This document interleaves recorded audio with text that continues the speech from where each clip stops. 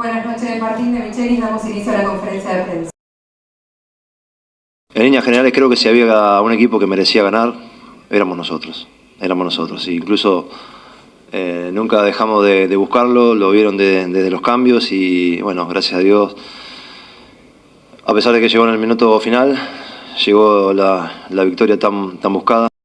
Liverpool Football Club head coach here speaks after the untold stall against their all-time opponent, means Boca Juniors. That game ended differently, and it was just among of the untold game, one among of the worst game in the history of the Boca Juniors and Liverpool match. Of course, here Liverpool's match says what happened today on the pitch, it was just not a football, that was just a war, and it's not good. That's not a great definition of the football. And of course, Argentinian clubs, especially these two clubs, means Liverpool and Boca Juniors, have the bad traits, of the bad attitude, and in fact they may also be found that something which is not good, something which is so bad. In fact, here the Liverpool head coach says they have to change. In fact, they must change because football is just a sport of the entertainment, as a sport of the joy of the joyful,